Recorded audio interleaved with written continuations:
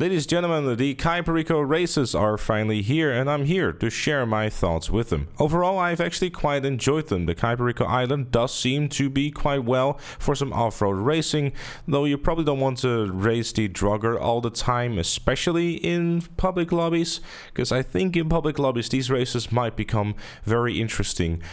Or really just something that you should be doing in non-contact, considering that the roads are very narrow and your car is most likely the size of the drugger, considering it's the new best off-road vehicle. Having said that, I played all these races in a more of a controlled environment to get a better idea of them and how it would look like in a more serious racing environment rather than Bumper Cars 2022. By far my favorite race is going to be Paradise Down. The reason as to why is because it kind of felt like an actual proper type of race. To do a lap of this race, it didn't just take 1 minute, it just took a few minutes, and it kind of made you feel like you were actually participating in a lap race. I feel with a lot of these races, the laps were relatively short, but obviously it mostly has to do with the size of the islands. The land races overall kind of felt that they were pretty much the same, some tracks just kind of having the same route but in an opposite direction, but mostly I quite enjoyed it. The point-to-point race is definitely also a contender for one of my favorite races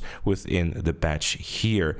Having said that, I do feel that it made me really appreciate the Blazer Aqua races, which in my opinion are definitely the more unique races in here. The Blazer Aqua by itself is already a pretty interesting vehicle, and the combination of the water sections as well as the Blazer Aqua itself being a smaller vehicle and being able to go on land and sea, because, you know, it's a Blazer Aqua, really open up some more unique opportunities to make these races feel and stand out from the rest of the pack. Unlike the Heli and the Sea Shark races, which were really dull and made me wonder whether I was playing GTA Online in 2013 or in 2022. Because the helicopter and the Sea Shark races, which is obviously the jet ski race here, definitely could have benefited from having more obstacles. Realistically speaking, if we're solely focusing on the Sea Shark race, which is by far the worst one in my opinion, we only had about 2 jumps.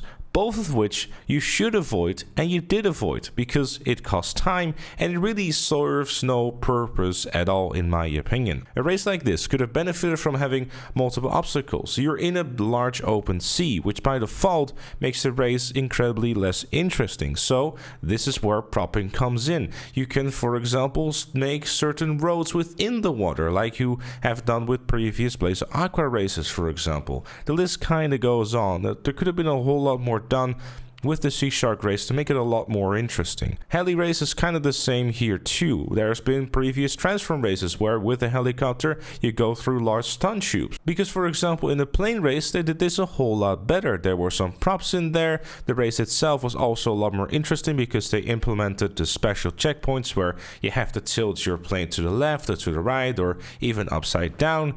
Though those checkpoints were feeling buggy at times, it still made the race a whole lot more interesting rather than what is just flying a plane in a large open area, which by default kind of makes the race feel a lot more dull. Having those checkpoints really kind of switched things up and made it a lot more interesting to play. Something that the Heli and the Sea Shark race were really lacking. But overall I feel that there could have been a lot more done with stunt props as a whole, especially in the land races. If you look at the land races, you can kind of tell that they're kind of hindered by the area that they're in. There are not really that many roads that can be utilized in Cayo Perico, and trust me when I say this, all of them have been used by about the first race or two if you go down the list. This is where stunt props could have come in very handy. Add some tubes, add some jumps, and go even as far as to make the island larger than it actually is by adding some of those stunt roads. This way, you could have mixed up the way that the races would go, you could kind of steer off the islands.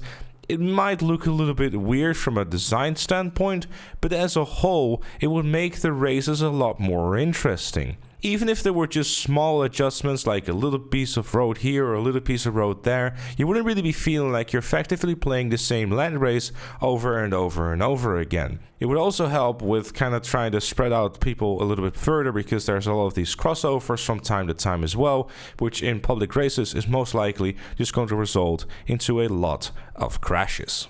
Now obviously, I understand that the frames are most likely going to be concerned because of old gen. These consoles are most likely running the game at about 15 FPS because there are 7 other players on Cayo Perico Island, which by itself typically runs at about 20 or 25 FPS if you're just trying to do the Cayo Perico heist. So adding more chaos and stress to the engine is most likely a terrible idea. So for that reason, having the PlayStation 5, Xbox Series X and S and PC, perhaps getting some of the more expanded maps out there with all the stomp props, because those platforms will actually be able to handle this pretty easily. Having said this, it's probably something that is not going to happen because I'm sure Rockstar would like to have all the content be the exact same across the board. So maybe because of that, and this might be a bit controversial to say, this is the kind of stuff that maybe should have just stuck to the newer versions or the platforms that they can actually handle this type of stuff. Because I feel that the player base as a whole could have benefited from the fact that we would have had better content. Then again, the majority of the player base is most likely still an old gen, so I guess Rockstar didn't want to piss off the majority of their player base. Having said this, the races are still worth checking out in the current state that they are in, though like I said, some of them will feel a little bit familiar. But that's mainly because of the location that it's in, really. Cayo Perico, like I said, doesn't have that many roads. But those are just some of my thoughts. Of course, I'd love to know what you think down in the comment section down below. How did you like the races? Did you enjoy them? Or do you not pay the same amount of money as you're used to by visiting the Cayo Perico Island? Let me know in those comments down below. Leave a like if you enjoyed, subscribe for more, and if you like what you see on the channel, make sure to become a member like Chloe and KFC Chicken. Thank you again for watching, and I'll see you all later.